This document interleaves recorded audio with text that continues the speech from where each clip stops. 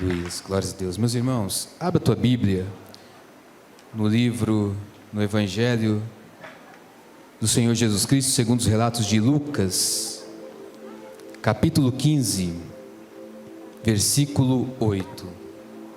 Aleluias. Lucas 15, versículo 8. Novamente eu quero louvar a Deus pela vida do pastor, porque quando eu mesmo não acreditava em mim, e procurando o pastor, da forma que ele disse, para reconciliar, naquele momento, algo sobrenatural aconteceu, e o pastor, ele me separou como obreiro. Eu nunca tinha visto uma coisa dessa, nunca vi, na sala da casa do pastor. E eu louvo ao Senhor que desde então eu permaneci fiel ao Senhor. Louvado seja o nome do Senhor. O pastor, ele é um exemplo na minha vida, uma referência, e eu louvo a Deus por isso, porque ele continua sendo o meu pastor. Glórias a Deus. Meus irmãos, Lucas 15, versículo 8 diz: ou ainda qual a mulher que, possuindo 10 dracmas e perdendo uma delas, não acende a candeia, varre a casa e procura diligentemente até encontrá-la? E tendo achado, reúne as suas amigas e vizinhas e proclama: alegrai-vos comigo, porque agora achei a dracma perdida. Eu vos asseguro que de igual modo há grande júbilo na presença dos anjos de Deus por um pecador que se arrepende. Poder assentar. Louvado seja o nome do Senhor.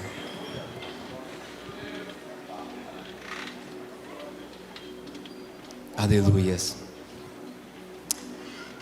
O Senhor Jesus, ele estava assentado com pecadores e publicanos. Publicanos eram aqueles judeus que trabalhavam a favor do Império Romano, e com isso eles eram odiados pelos judeus.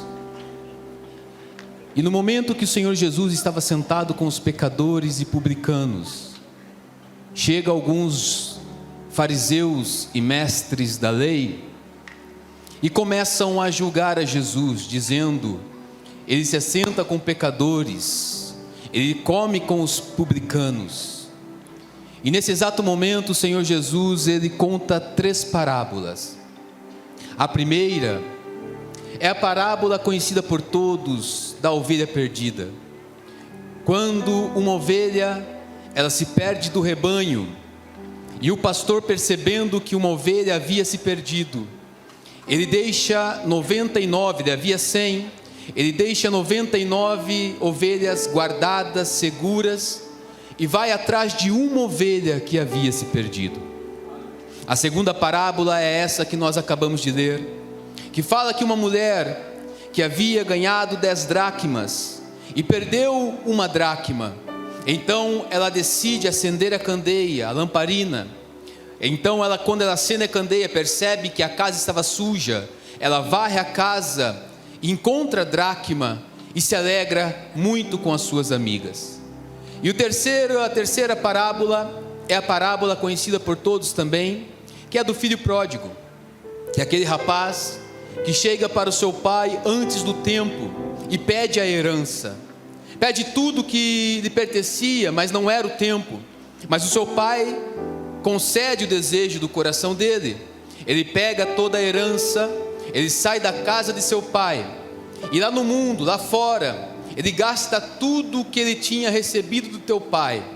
Ele perde tudo, perde amigos, fica sozinho no fundo do poço.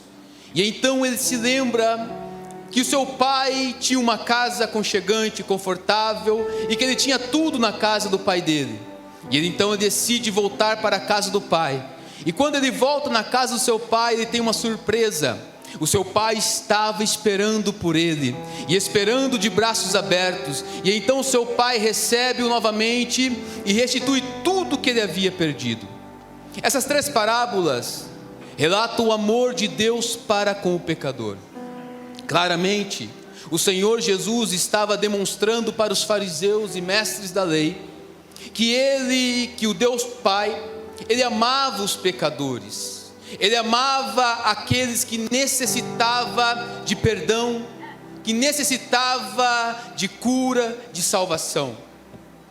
Mas, nesse texto que nós acabamos de ler também, nós tiramos algumas lições, porque esse texto ele nos leva a algumas representações, e para entendermos esse texto, é necessário nós entendermos um pouco da cultura judaica, e pautado nesse texto principalmente do casamento judaico da época de Jesus. E no casamento judaico na época de Jesus, ele era feito em 3 fases. A primeira fase era a fase da promessa. Era quando o pai do noivo ia até a casa do pai da noiva, da moça, e então ele prometia o seu filho em casamento à moça. Ele prometia o seu filho em casamento à filha, à noiva que iria se casar com teu filho. E nesse exato momento, o pai da noiva então dava um preço por ela. O pai da noiva colocava um dote sobre ela. E depois que o pai da noiva colocava um preço sobre ela, o pai do noivo, aceitando o preço, dizia: o meu filho vai pagar o preço por ela. A segunda fase é a fase quando o noivo então vai à casa da noiva. E havia 2 tipos de noivo naquela época. Havia o noivo que, independente se a noiva aceitasse se casar com ele ou não, independente se a noiva gostasse dele ou não, ele pagava o preço e casava com ela mesmo assim. Mas havia o segundo tipo de noivo na época, que era aquele noivo que ele queria ser aceito pela noiva, que era aquele noivo que não queria casar por obrigação. Então esse noivo enchia um cântaro de vinho puro, pegava uma taça e ia à casa da noiva, e quando ele chegava à casa da noiva, ele enchia a taça do vinho, e então ele entregava à noiva. E se a noiva, pegando a taça, levasse a sua boca e bebesse do vinho, ela estava dizendo: eu aceito me casar com você, eu estou disposta a me entregar a você, eu aceito você como meu noivo. Porém, se a noiva pegasse a taça e não bebesse, devolvesse na mão do noivo, ela estava dizendo: por mais que você me compre, mas por mais que você pague o preço, posso até casar com você, mas não é de livre e espontânea vontade. E aí cabia ao noivo pagar o preço e aceitar ou não. Mas aquele noivo que levou a taça, que levou o vinho, ele fez aquilo porque ele queria ser aceito com a noiva, ele queria ser aceito pela noiva.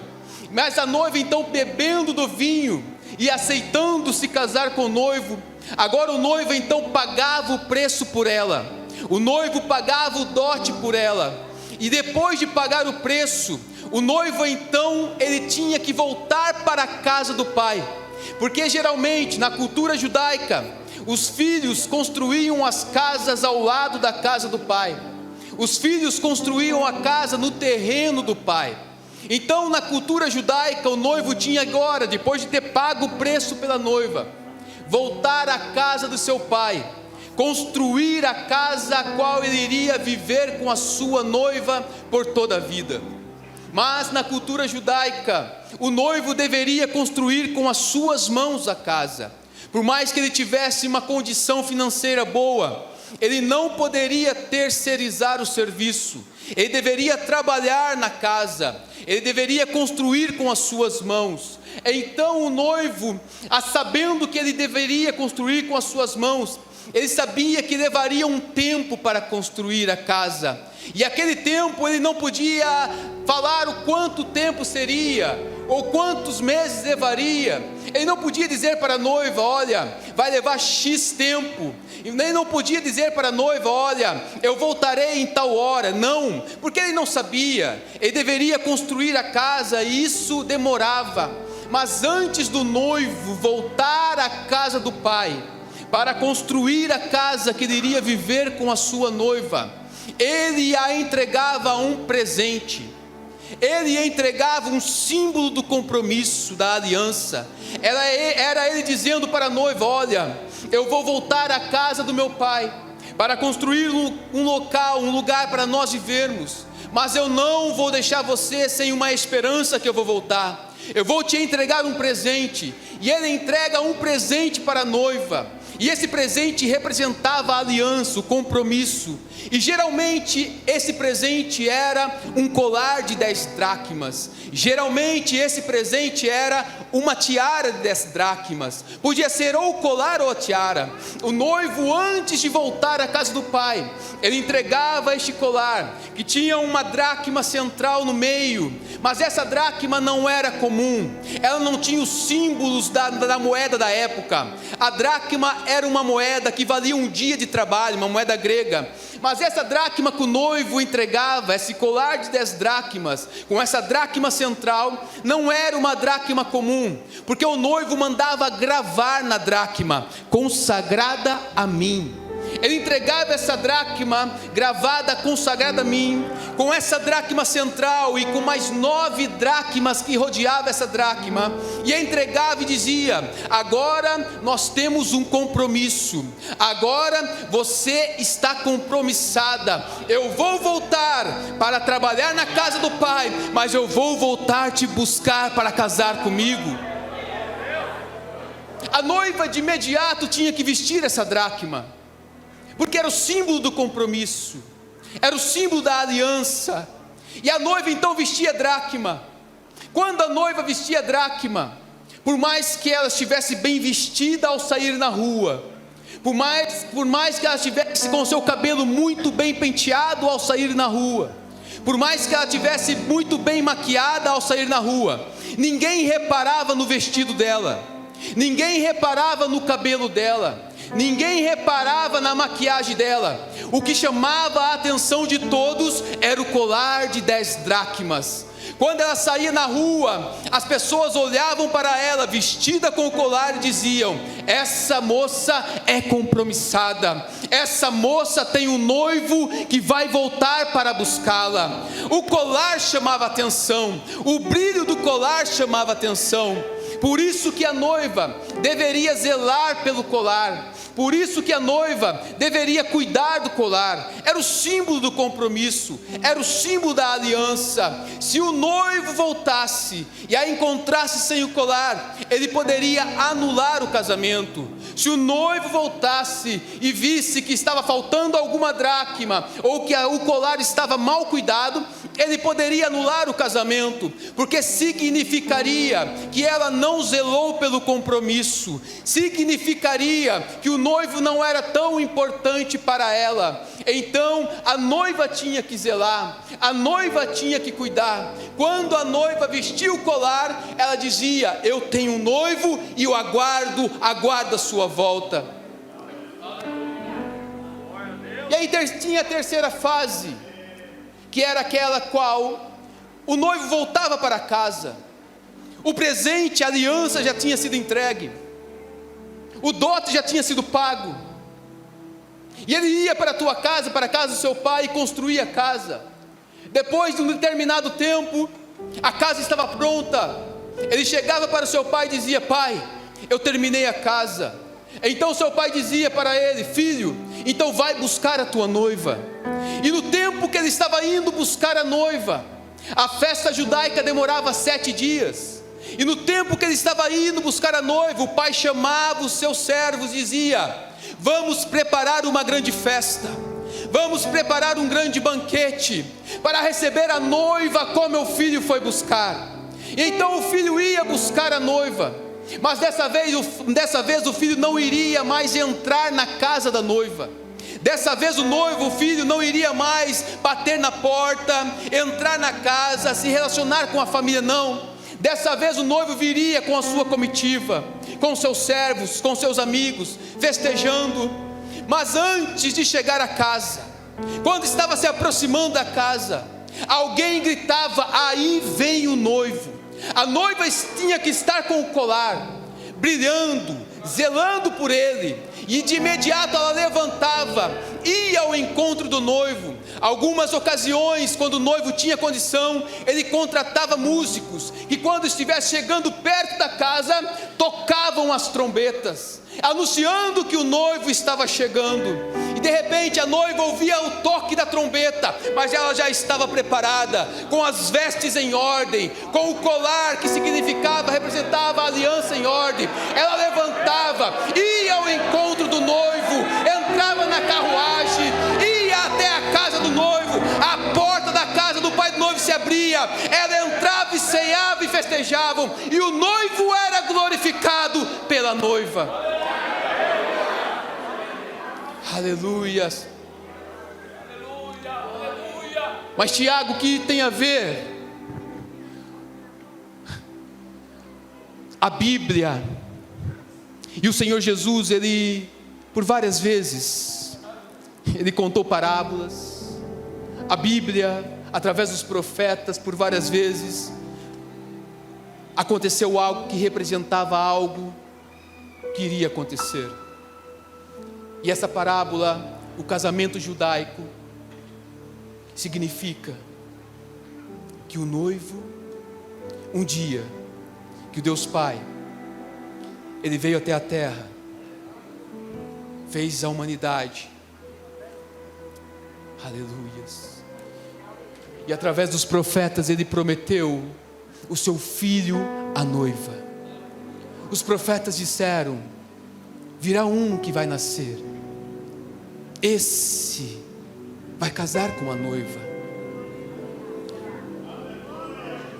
Um dia o filho veio à casa da noiva, nasceu, cresceu, conheceu a noiva. Então o filho, ele não queria obrigar a noiva a se casar com ele. Ele veio até a noiva, conheceu a noiva, e então ele veio e desejando que a noiva o aceitasse, ele traz um cântaro na mão, ele traz o vinho, que está escrito em Mateus 26, 27 e 28, e tomando o cálice, e tendo dado graça, dizendo: bebei dele todos, porque isto é meu sangue, o sangue da nova aliança, que é derramado por muitos, por remissão de pecado. A noiva pegou o cálice, como está acontecendo aqui nessa noite, dizendo: eu aceito me casar com você, eu aceito me casar com o Senhor, eu aceito este compromisso, eu aceito este casamento. Logo após a noiva ter tomado o cálice e bebido, o noivo então paga o preço, e o preço era caro, era um preço de cruz, era um preço de morte, mas o noivo pagou o preço. O noivo morreu pela noiva, mas ao terceiro dia ele ressuscitou. Ai, chore me anda na macaias, ele me anda e chore me cantaraias. Agora o noivo tem que voltar à casa do pai, que está escrito em João 14, 2, 3. Ele disse: na casa de meu pai há muitas moradas, se não fosse assim eu não nos terias dito, vou preparar um lugar, e se eu for lhe preparar um lugar, eu voltarei e os levarei para mim, para que vocês estejam onde eu estiver. Ele foi preparar um lugar, mas antes dele ir, ele deixou um presente. Aleluias. Antes dele ir, ele deixou um presente que está escrito em João 14, 15, 16, 17 e 18. Se vocês me amam e obedecer os meus mandamentos, eu pedirei ao Pai, e Ele lhes dará o Consolador, para estar com vocês para sempre, o Espírito da verdade. O mundo não pode recebê-lo, porque não vê e nem conhece, mas vós o conhece, porque Ele está com vocês. Aleluias. O noivo entrega o presente, o noivo entrega o colar de 10 dracmas. O noivo entrega o Espírito Santo. Percebam, e quando o Espírito Santo veio até a noiva, ele trouxe consigo 9 frutos. O colar de 10 dracmas havia uma dracma central, escrito consagrado a mim, e cercado de 9 outras dracmas. Quando o noivo veio, ele não veio sozinho. Quando o Espírito Santo veio, o presente do noivo, o símbolo da aliança, do compromisso, ele trouxe consigo mais 9 dracmas, os seus 9 frutos, que é o amor, a alegria, a paciência, a benignidade, a bondade, a fidelidade, a mansidão e o domínio próprio. O Espírito Santo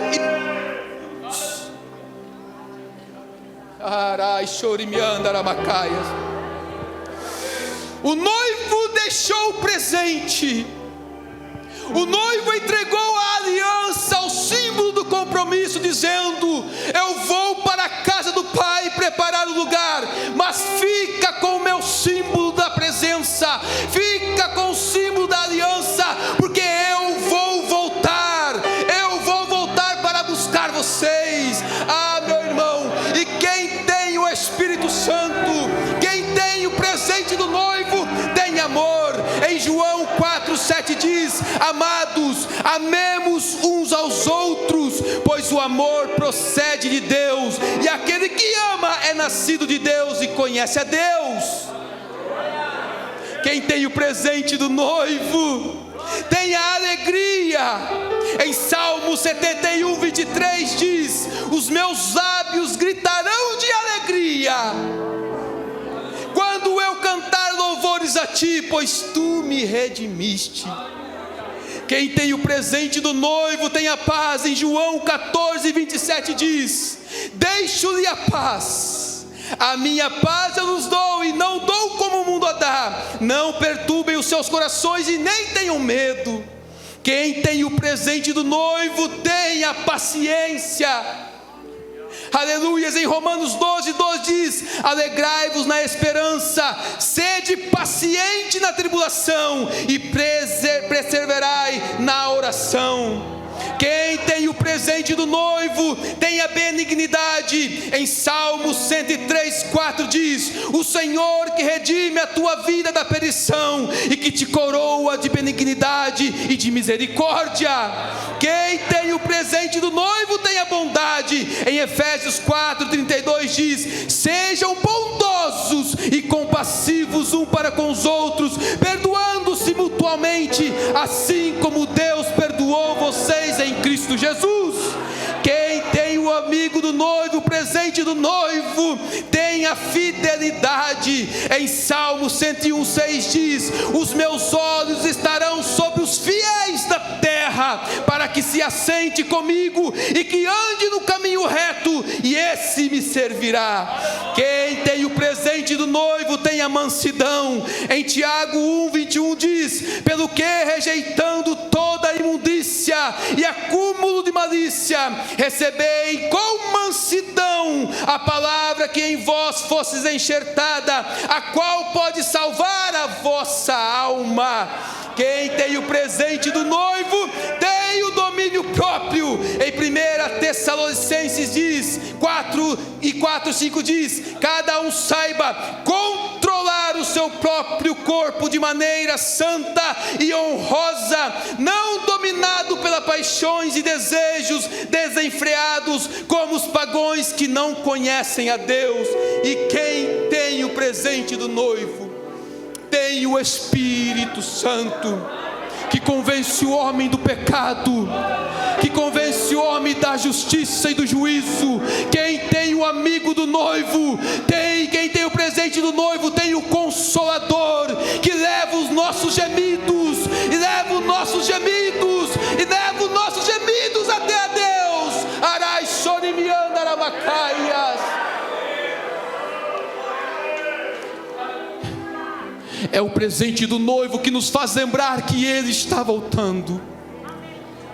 É o presente do noivo que nos faz lembrar que nós temos um noivo. é a aliança, é o compromisso. Meu Deus.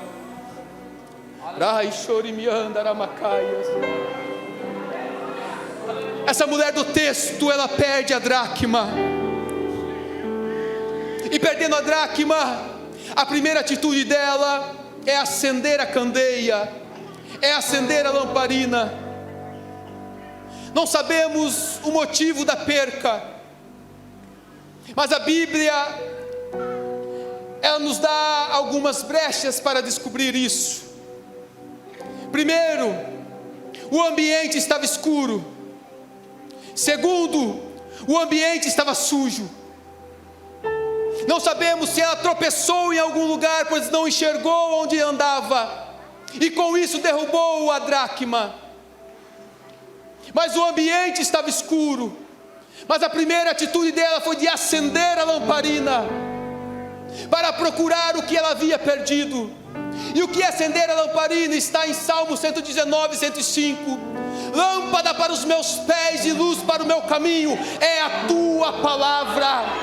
É a palavra que revela o ambiente, é a palavra que revela a escuridão, é a palavra que mostra onde você está pisando. Se você está pisando onde está sujo, falta acender a lamparina, falta iluminar a casa, falta acender a palavra.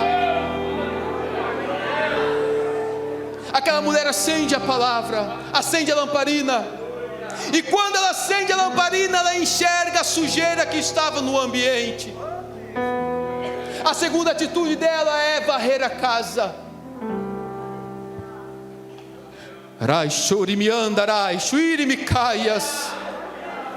Há momentos que nós devemos varrer a casa. Há momentos que nós devemos acender a lamparina,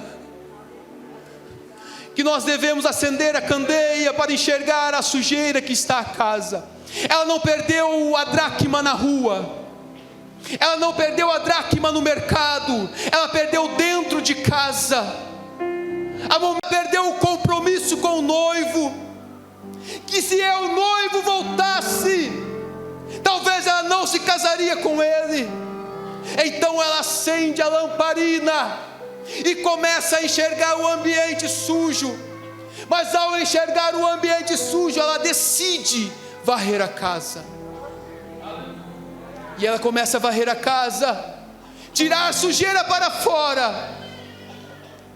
E a terceira atitude dela é procurar diligentemente. E para procurar algo que se perdeu, devemos dobrar os joelhos. Para procurar algo que se perdeu, devemos procurar com insistência. Se foi perdido, devemos varrer a casa, devemos dobrar o joelho e procurar com insistência até encontrar o presente do noivo, porque ele está voltando, ele está voltando, e aquele que não estiver com o seu presente, zelando, cuidando, não se casará. Mas aquele que está com o presente do noivo, aquele que está zelando pelo presente, ao tocar a trombeta e ouvir a voz da ida e o noivo, nós nos levantaremos e encontraremos com o noivo nos ares e entraremos nas mansões celestiais. Ai, chorianda, aramachuiri, micaias. Aleluias.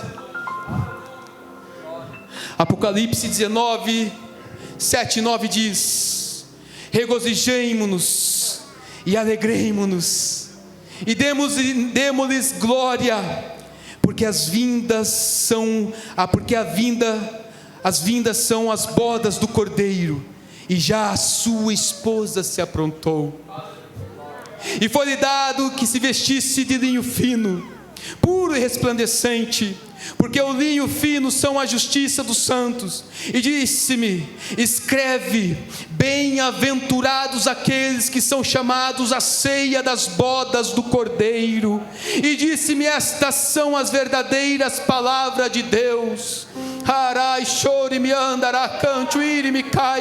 O noivo está voltando, O noivo está voltando. É tempo de despertamento. É tempo de acendermos a lamparina. É tempo de acendermos a lamparina e enxergarmos o ambiente. É tempo de varrermos a casa. É tempo de buscarmos o que se perdeu, porque o noivo está voltando. As trombetas vão tocar e nós devemos estar com o presente do noivo brilhando, brilhando perfeito, para nos encontrar com o noivo. Aleluias. Fiquemos em pé, meus irmãos. Vou devolver para o pastor.